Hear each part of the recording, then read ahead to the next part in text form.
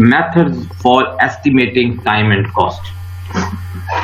तो जो पहला मेथड है for estimating time and cost, that method is consensus method. What is consensus method? Consensus method is basically you use the pool of experience of a senior and middle managers to estimate the total project duration, and that includes the meeting whereas there are some experts who will discuss, who will argue, and ultimately they came to a decision to their best guess estimates. होगा क्या basically कि इस पूरे method के अंदर आपके पास जो senior top management है, जो टॉप हायरार्की है, वो पूरी की पूरी जो टॉप हायरार्की है वो इसके ऊपर काम करेगी, वो एस्टिमेट्स बनाएगी, वो प्रोजेक्ट का ड्यूरेशन डिसाइड करेगी, वो प्रोजेक्ट का टाइम डिसाइड करेगी, और साथ में जो उस हर फील्ड का जो एक्सपीरियंस एक्सपर्ट होगा वो अल्टीमेटली एक डिसीजन कंसेंसस के बाद लेकर आएगा। This would be known as to be our best guess estimates. Now इस पूरी टेक्निक के लिए हम एक मेथड को यूज करते हैं, this method is known as Delphi method. Delphi method क्या है? Delphi method is basically used to make these macro estimates. These are rough cut and typically occur in the conceptual stage of the project. ये एक ऐसा methodology है, ये एक ऐसी technology Delphi method है जिस मेथड के अंदर बेसिकली होता क्या है कि वो हर कोई अपनी वहां पे थॉट्स शेयर करेगा, हर कोई वहां पे बैठेगा, और फिर जो वहां पे एक्सपीरियंस लोग या एक्सपर्ट्स बैठे होंगे वो फिर सबके कंसेंसस के बाद, सबके पॉइंट सुनने के बाद, जिस पे सबका कंसेंसस डेवलप होगा उसके साथ वो डेवलप करके वो कंसेंसस वो फिर एक नतीजे पर पहुंच जाएंगे। बेसिकली क्योंकि हमने मैक्रो एस्टिमेट्स लगाने होते हैं, हम एस्टिमेट्स लगाते हैं, ये आगे चल के मैं बताऊंगा एक कोर्स स्टेज के अंदर, जिसमें हम दो चीजें करते हैं। एक हम करते हैं डिटेल एस्टिमेट, जिसे हम माइक्रो एस्टिमेट कहते हैं, जिसे हम कहते हैं कि जो माइन्यूट जो हम वर्क ब्रेकडाउन स्ट्रक्चर बनाते हैं उनका एस्टिमेट, और एक फिर हम काम करते हैं मैक्रो एस्टिमेट्स, जो बेसिकली एस्टिमेट जो है वो ओवरऑल सारे लोगों के लिए हम इस्तेमाल करते हैं, उसको बनाते हैं, और वो basically overall of the project के बारे में वो पूरे का पूरा मेथड डिस्क्राइब करता है। The second method is that is the ratio method. What is the ratio method? Top management usually use the ratio surrogate to estimate the project time and cost. यहाँ पे उसने लिखा है 250 स्क्वायर फुट at 160 पर square foot. मुझे इससे चीज याद क्या, ये मुझे इससे याद आया जब मैंने अपने घर की कंस्ट्रक्शन स्टार्ट की थी, तो आपने क्या हुआ, हमने घर की कंस्ट्रक्शन कॉस्ट इस तरह से निकाली कि हमने कहा टोटल कवर्ड एरिया कितने, we have a covered area of 4500। जब हमने 4500 का कवर्ड एरिया देखा तो फिर हमने बात की ओके फाइन, अब इस कवर्ड एरिया के अंदर एस्टिमेट्स निकाले आर्किटेक्ट को बिठा के कि कितना सीमेंट, कितना सीमेंट इस्तेमाल होना है, कितना बजरी, कितनी रेत, कितनी ईंटें, उसके बाद जो है वो बाकी केबल्स, इलेक्ट्रिसिटी केबल, उसके बाद पाइपलाइन, सीवरेज पाइपलाइन, ब्ला ब्ला। तो हमने पूरा निकाल के हमने कहा जी कि फॉर एग्जांपल हमें जो है ना जी ये फॉर एग्जांपल 1600 रुपया पर स्क्वायर फुट पड़ा या 1500 रुपया पर स्क्वायर फुट पड़ा। अच्छा, इसी तरीके से जो लेबर होती है वो लेबर भी अपने रेट्स देती है जी कि हम इतने रुपए पर स्क्वायर फुट लाएंगे। तो मुझे उस वक्त का याद है कि उस वक्त कोई तकरीबन 200 शायद 15 रुपए या 220 रुपए उसने पर स्क्वायर फुट मांगा। तो ये एक रेशो मेथड है, जिस मेथड के साथ हम एक रेशो डिसाइड कर लेते हैं कि जनाब इतना हमारा स्क्वायर फुट का एरिया है, हमने इसको कवर करना है, इसके ऊपर कंस्ट्रक्शन करनी है, और उसको कंस्ट्रक्शन करने के लिए हमें इतने पैसों की जरूरत है। हमें इतने पैसों का एक एवरेज एस्टिमेट आप बताते हैं कि एवरेज लगाते हैं कि जनाब हमें इतने पैसे पर स्क्वायर फुट की जरूरत पड़ेगी। तो उसके साथ जो है फ्रॉम दैट वे आउट हम जो है वो इसको रेशो मेथड को इस्तेमाल कर लेते हैं। The second thing is apportion method. What is apportion method? This method is an extension to the ratio method and used on projects closely follow the past project in features and cost. जो पुराने projects हैं उनकी base के ऊपर रहते हुए हम एक कॉस्ट इनिशियलाइज करते हैं। सिर्फ हम एक कॉस्ट की एस्टिमेशन एक एजम्पशन बेस्ड के ऊपर रहते हुए हम एक कॉस्ट बताते हैं कि यार ओके फाइन, हमने पास्ट में ये प्रोजेक्ट किए थे, इन प्रोजेक्ट्स के लिए ये हमारी टोटल एक कॉस्ट बनती है, और इस कॉस्ट के साथ हम काम कर सकते हैं। Now what we can do कि हम उस पर ले सकते हैं टोटल प्रोजेक्ट कॉस्ट, लेकिन टोटल प्रोजेक्ट कॉस्ट के बाद हम नीचे 5 चीजें लिखते हैं, design, manufacturing, testing, marketing, documentation. ये उसने अपने हिसाब से लिखा हुआ है, लेकिन हो क्या सकता है हम अपने हिसाब से, मतलब फॉर एग्जाम्पल अगर मैं घर की कॉस्ट की बात करूं तो मैं टोटल प्रोजेक्ट की कॉस्ट है मसलन 5 लाख रुपए, तो फॉर एग्जाम्पल घर का पहले होगी फाउंडेशन, फिर होगा ग्रे स्ट्रक्चर, फिर ग्रे स्ट्रक्चर के बाद जो है वो फिर टाइल्स होंगी, फिर मैं देखूंगा कि यार अच्छा पहले डिजाइन होगा, एलिवेशन आ गई, फिर मैन्युफैक्चरिंग आ गई, फिर इसी तरीके से मैं उसके वर्क ब्रेकडाउन स्ट्रक्चर्स बना लूंगा। तो जब मैं उसके वर्क ब्रेकडाउन स्ट्रक्चर्स बना लूंगा तो फिर मैं देखूंगा कि मैंने कौन सी अमाउंट किस हेड को ज्यादा देनी है। मतलब फॉर एग्जाम्पल मैं कहता हूँ मैन्युफैक्चरिंग हेड को मैं ज्यादा नहीं, मैन्युफैक्चरिंग हेड में 3 चीजें हैं, एक है ग्रे स्ट्रक्चर तक, मैं कहता हूँ ग्रे स्ट्रक्चर तक ज्यादा पैसा लगेगा, उसके बाद पैसा कम लगना शुरू हो जाएगा। तो होता क्या है कि जब मैं एक हेड के अंदर रहते हुए आगे मुख्तलिफ सब क्लस्टर्स डेवलप करता हूँ, और उन सब क्लस्टर्स को डेवलप करने के बाद मैं वो जो पूरे का पूरा मैंने बजट एक हेड को एलोकेट किया होता है, मैं फिर उसके अंडर रहकर बाकी बजट्स को एलोकेट करता हूँ। बाकी वर्क ब्रेकडाउन स्ट्रक्चर्स हमने नीचे और बनाए हैं, हम उनके हिसाब से मैं चीजें उनको देना शुरू करता हूँ कि यार अच्छा ठीक है, इसको इतने पैसे दे दो, इसको इतने दे दो, इसको इतने दे दो, ताकि वो जो है वो प्रॉपरली वो मैन्युफैक्चरिंग की जा सके और उस तरीके से काम किया जा सके। तो this is how you make an apportion method.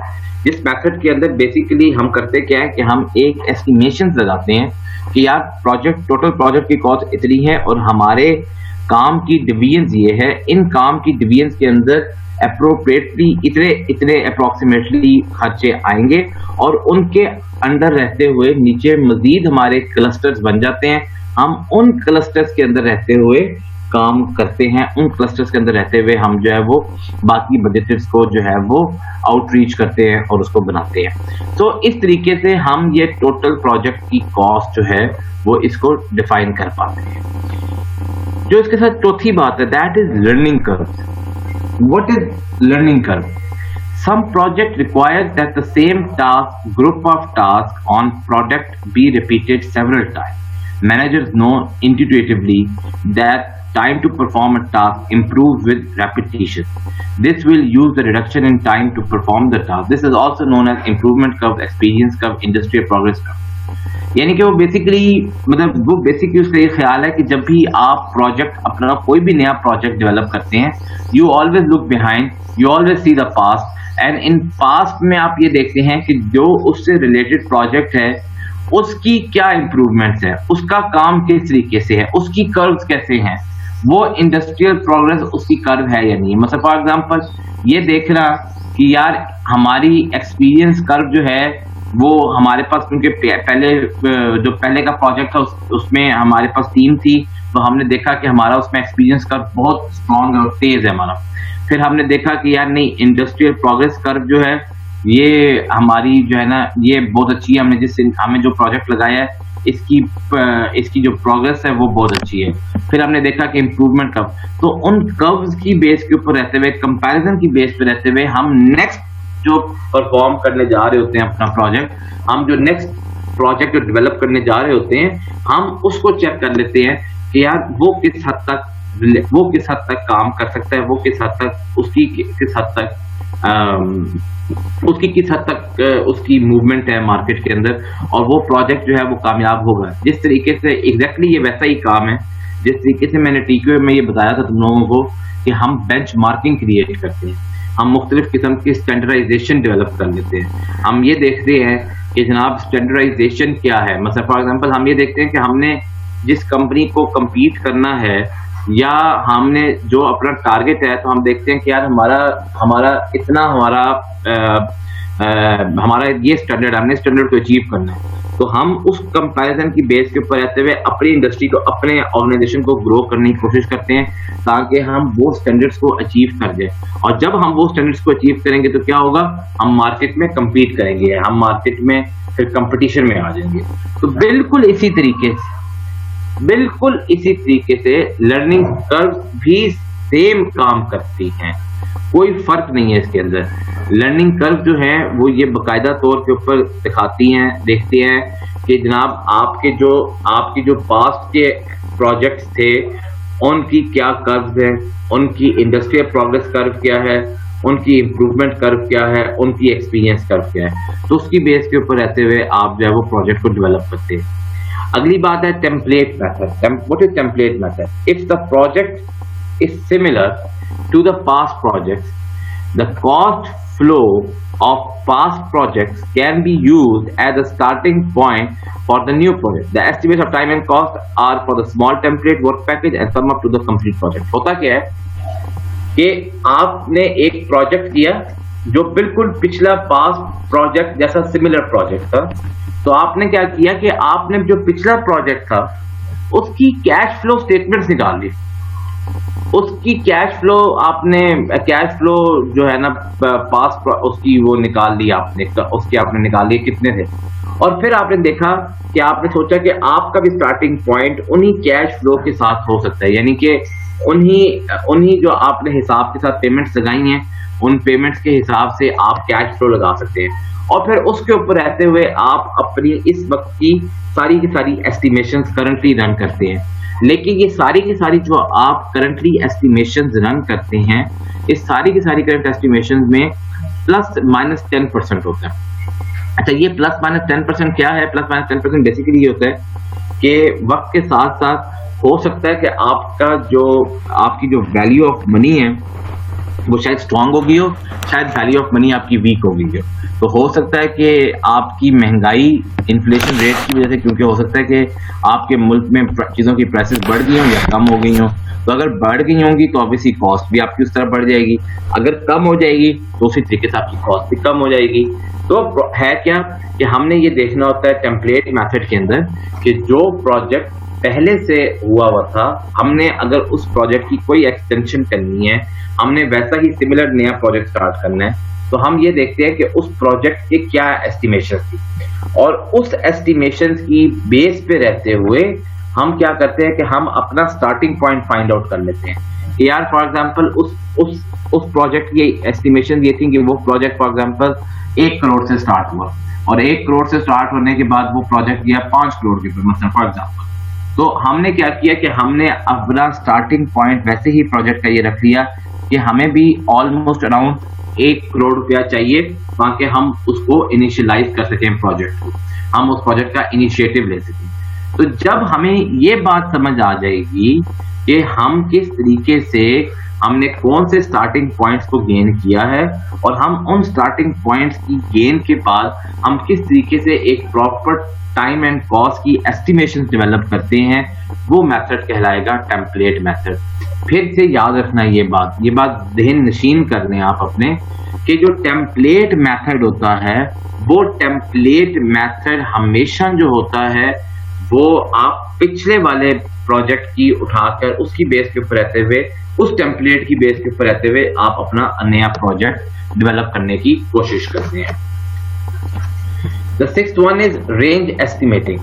What is range estimating? Range estimating works best when work packages have significantly uncertainty associated with the time and cost to complete.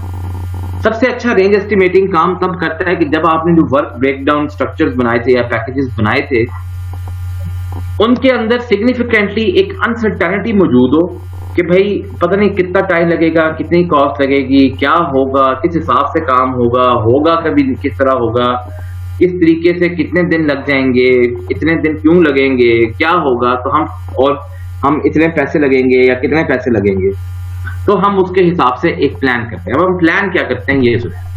हम बेसिकली एक चीज करते हैं जिसे कहते हैं low average high range. Low days, average days, high days और range days. अब फॉर एग्जाम्पल पहला टास्क है फॉर एग्जाम्पल अप्रूवल। हमने प्रोजेक्ट की अप्रूवल है, कम से कम कितना दिन लगेगा अप्रूवल होने में? 1 दिन। ज्यादा से ज्यादा कितने दिन लगेंगे? 3 दिन। एवरेज क्या आई? 2 दिन। रेंज क्या निकाली? 2। अब ये बात समझने वाली है, ठीक हो गया? अच्छा, अब इसी तरीके से आपने क्या किया? डिजाइन पैकेजिंग किया आपने। आपने डिजाइन पैकिंग के अंदर क्या किया, आपने कहा कम से कम 4 दिन लगेंगे, ज्यादा से ज्यादा 12 दिन लगेंगे, एवरेज आपने निकाली 7, और आपने क्या किया कि आपने उसकी रेंज निकाल ली कि ऑलमोस्ट अराउंड 8 दिन लगेंगे, 8 दिन के अंदर ये काम कंप्लीट हो जाएगा। इसी तरीके से डिजाइन बॉटल लोगो कम से कम 5 दिन लगेंगे, ज्यादा से ज्यादा 10 दिन लगेंगे, आपने रेंज फाइंड आउट की तो वो आई 7, जबकि एवरेज है 6। तो हमने ये चीज देखनी। इसी तरह डिजाइन ब्रोशर है, कम से कम 6 दिन, ज्यादा से ज्यादा 12 दिन, एवरेज 7 और रेंज 8 दिन। तो हमने क्या किया कि हमने ये एक डेज के बारे में अपनी टाइमिंग एस्टिमेशन निकाल ली, और उन टाइमिंग एस्टिमेशन के अंदर निकालते हुए हमने ये देख लिया कि मिनिमम साइड क्या है, मैक्सिमम साइड क्या है, एवरेज साइड क्या है, और हम कितने दिनों में ये काम कंप्लीट करें। तो ये जो रेंज आ रही है, जो आप जो रेंज देख रहे हैं, ये जो रेंज है ये बेसिकली हमें बताएगी कि this is our minimum size, this is our high size and this is our average. और उसके बाद ये जो है इस रेंज के अंदर रहते हुए हम काम करेंगे। ये हमारी एक्चुअल रेंज होगी जिसपे हमने अपनी टाइमलाइंस को डिसाइड करना है। The seventh thing is phase estimates. What is phase estimate? This is the hybrid method and used when an unusual amount of uncertainty surrounds a project and it is impractical to estimate time and cost for the entire project. So it consists of two parts. आप uncertainty surround हो गई है, आपको अब बिल्कुल नहीं पता कि प्रोजेक्ट आपका कब कंप्लीट होना है, किस वक्त कंप्लीट होना है, उसके क्या एस्टिमेशंस हैं, उसके कितने टाइम लगेंगे, उसकी क्या कॉस्ट लगेगी। तो फिर हम पूरे के पूरे प्रोजेक्ट को 2 चीजों में डिवाइड कर लेते हैं। एक हम कर लेते हैं डिटेल्ड एस्टिमेट और एक हम कर लेते हैं मैक्रो एस्टिमेट। अब इसमें हम क्या करते हैं कि हम फिर फेजेस डिसाइड कर लेते हैं, 1 phase, 2nd phase, 3rd phase, 4th phase and 5 phase, और फिर हम अपने पार्ट्स डिसाइड कर लेते हैं कि हमारे क्या क्या टास्क हैं, और फिर उसकी बेस पे रहते हुए हम पहले एक डिटेल एस्टिमेट देते हैं, माइक्रो एस्टिमेट देते हैं, और फिर उस माइक्रो का एक मैक्रो वर्जन निकालते हैं कि यार ठीक है ये इसका माइक्रो है और इसका इम्पैक्ट बाकी की पूरी चीजों के ऊपर किस हद तक पड़ेगा, टाइम पे कितना पड़ेगा, कॉस्ट पे कितना इफेक्ट पड़ेगा। हम फिर उस हिसाब से उसको चीज को रख के उसको प्लान आउट कर लेते हैं। तो अच्छी जो चीज आपने समझनी है इसके अंदर वो ये है कि जो हमारे माइक्रो होते हैं वो हमारा प्योरली एक समझ लो उस वर्क ब्रेकडाउन स्ट्रक्चर का, लेकिन हमने मैक्रो एस्टिमेट में ये बताना होता है कि उस माइक्रो का मैक्रो पे इफेक्ट क्या पड़ेगा।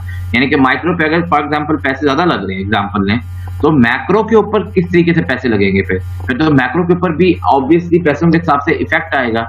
अगर माइक्रो काम के ऊपर हमें टाइम लग गया ज्यादा या हमें कम टाइम लगा तो ज्यादा मैक्रो का काम भी जल्दी हो जाएगा या लेट हो जाएगा। सो माइक्रो बेसिकली इज उसके जो रिजल्ट्स होते हैं they are highly important for the macro estimate, क्योंकि macro estimate is wholly story dependent on the micro one. Micro ones की बेस के ऊपर रहते हुए आप अपने मैक्रो एस्टिमेट्स को जो है वो डिफाइन आउट करते हैं।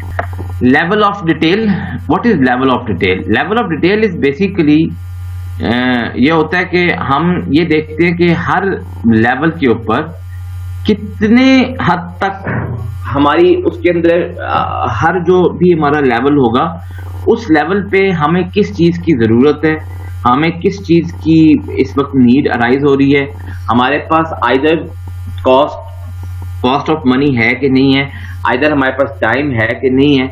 हम इस लेवल ऑफ डिटेल के अंदर मुख्तलिफ लेवल्स डिस्क्राइब कर लेते हैं और उस हर लेवल का मुख्तलिफ किस्म का टाइम लाइन डिफाइन कर लेते हैं, मुख्तलिफ किस्म की उसकी कॉस्ट डिफाइन करते हैं। मैं मसलन एक एग्जांपल देता हूँ। जब भी आप घर बनाएंगे तो घर के हमेशा 5 फेजेस होंगे। 5 फेजेस में से जो पहला फेज होगा वो होगा फाउंडेशन, दूसरा फेज होगा पहले फ्लोर की नींव से बात होती है ब्रिक वॉलिंग, उसकी दीवारें खड़ी करना। जब फिर होगा पहले फ्लोर की लाइक सीलिंग, पहले फ्लोर की लाइक सीमेंटेड छत, जैसे उर्दू में हम लेंटर डालना कहते हैं। फिर सेकंड फ्लोर की नींव, फिर उसका हुआ। तो हम ये 5 लेवल्स के चीजें डिसाइड कर लेते हैं और फिर हम टॉप मैनेजमेंट उस पर ये देख लेती है, क्योंकि देखो ना टॉप मैनेजमेंट का तो मेजर जो गोल है, ऑब्जेक्टिव है, वो तो ये है कि यार हमें फुल एंड फाइनल प्रोजेक्ट कब मिलेगा। आपका जो अपना फोकस होगा वो क्या होगा कि यार आपका घर आपको किस वक़्त मिलेगा, आपका घर आपको किस वक़्त मिलना है बेसिकली। तो आप उसके हिसाब से एक एक अपने आपका तो उधर इमेज है, लेकिन जो आपके यहाँ काम कर रहे हैं उसका वो क्या है, वो उससे मुख्तलिफ किस्म के वर्क ब्रेकडाउन स्ट्रक्चर्स बना लिए, उसने एक लेवल्स बना लिए। हर लेवल के ऊपर वो उसकी डिटेल बता रहा है कि इसमें कितने लोगों की जरूरत होगी, इस काम में कितनी एस्टिमेशंस लगेंगी, इस काम में कॉस्ट एस्टिमेशंस क्या होंगी, टाइम एस्टिमेशंस क्या होंगी। तो वो प्रॉपर्ली जब वो लेवल के साथ डिस्क्राइब करता है तो इसे हम कहते हैं level of detail. Her level के ऊपर, हर चीज के ऊपर प्रॉपर्ली सफिशिएंटली वो चीजों को डिस्क्राइब करता है, इंप्लीमेंट करता है और इम्पोज करता है। टाइप्स ऑफ कॉस्ट, हमारे पास 3 तरह की कॉस्ट होती हैं। एक होती है डायरेक्ट कॉस्ट, एक होती है डायरेक्ट प्रोजेक्ट ओवरहेड कॉस्ट, एक होती है journal admin overhead cost. What is direct cost? Direct cost से मुराद लेबर, मटेरियल, इक्विपमेंट, ये मुराद है हमारी डायरेक्ट कॉस्ट है। और जो डायरेक्ट प्रोजेक्ट ओवरहेड कॉस्ट है वो क्या है? Salary of project manager, rental space for the project team, transportation for the project site, salary हमारे प्रोजेक्ट मैनेजर की, rental space for project team की rental space, transportation for the project site तक की जो ट्रांसपोर्टेशन है, ये हमारी direct project overhead cost है। लेकिन जो असल इंपॉर्टेंट बात है वो ये है कि हम एक होती है general and admin overhead cost. The cost of top management marketing cost include other than the project line account, जो अदर देन ऊपर वाली दोनों कॉस्ट इसको हम डायरेक्ट कॉस्ट और डायरेक्ट प्रोजेक्ट ओवरहेड कॉस्ट कहते हैं। उसके अलावा जो भी हम फिगर निकालेंगे वो हम जनरल एक एंड एडमिन ओवरहेड कॉस्ट के अंदर निकालते हैं। अच्छा, उसमें एक चीज है, एक रूल है। वो रूल ये है कि हमने जैसे डायरेक्ट कॉस्ट निकाली फॉर एग्जांपल 80,000 और फिर हमने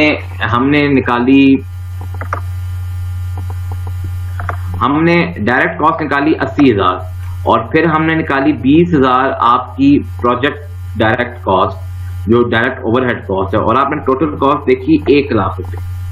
ये एक नॉर्मल फॉर्मूला है कि आपकी जो जनरल और एडमिन ओवरहेड कॉस्ट होती है वो ऑलमोस्ट आपकी जो टोटल डायरेक्ट कॉस्ट है उसका 20% होती है। बास जगहों पे ये चीज 10% भी है, 10% भी बास प्रोजेक्ट में कहते हैं। ये जो हमारी टोटल डायरेक्ट कॉस्ट होती है उसका 1 लाख और फिर हम 20% की बेस के ऊपर रहते हुए उसकी जर्नल और उसकी जो है वो क्या कहते हैं उसे journal and admin overhead cost वो फाइंड आउट कर लेते हैं। और उसको फाइंड आउट करने के बाद हम एक टोटल कॉस्ट डेवलप करते हैं। उस टोटल कॉस्ट का फिर जो प्रॉफिट होता है वो प्रॉफिट जो है वो उसका 20% है। अब होता क्या है कि जब ये टोटल कॉस्ट बन जाती है तो फिर हम टोटल कॉस्ट का 20% जो है वो हम बनाते हैं अपने इसके ऊपर, यानी कि उस 20% के बेस पर प्रॉफिट बनाते हैं। वैसे जितने भी आपके गवर्नमेंट प्रोजेक्ट्स होते हैं उसके अंदर ना 10% होता है बेसिकली, लेकिन बाज़ जगहों पे प्राइवेट ऑर्गेनाइजेशंस को 20% होती है। इसकी बेस के ऊपर रहते हुए हम फिर एक प्रॉपर जनरल ओवरहेड कॉस्ट एक करके फिर हम इसको बिड करते हैं, यानी कि फिर हम टोटल बिडिंग अमाउंट बताते हैं कि यार हमारी टोटल बिड अमाउंट ये है कि हमने प्रोजेक्ट कितने में कंप्लीट करना है। Creating a database for estimating, और इस डेटाबेस के अंदर क्या करते हैं कि हम हर चीज इंक्लूड कर देते हैं। लाइक इस डेटाबेस के अंदर हम रिस्क एनालिसिस इंक्लूड कर देते हैं, इसके अंदर हम मैनेजमेंट इंफॉर्मेशन सिस्टम्स इंक्लूड कर देते हैं, इसके अंदर हम प्रोडक्ट प्रोडक्शन इंक्लूड कर देते हैं, ऑपरेशन प्रोसेस इंक्लूड कर देते हैं और डॉक्यूमेंटेशन हम इंक्लूड कर देते हैं। तो हम इस पूरे के पूरे डेटाबेस के अंदर हम हर चीज इंक्लूड कर देते हैं। इसमें हम सारा बता देंगे रिस्क एनालिसिस क्या है, इसमें हम सारा बता देंगे कि प्रोडक्ट प्रोडक्शन के हवाले से, ऑपरेशंस के हवाले से, मैनेजमेंट स्ट्रक्चर के हवाले से, डॉक्यूमेंटेशन के हवाले से, एस्टिमेशंस के लिहाज से, ताकि हम ये देख लें कि हमारा जो डेटाबेस बना एस्टिमेटिंग का उसमें प्रॉपर एक फुल फ्लैज एक डॉक्यूमेंट की सूरत के अंदर वो चीज बन जाए। This is the end of this chapter.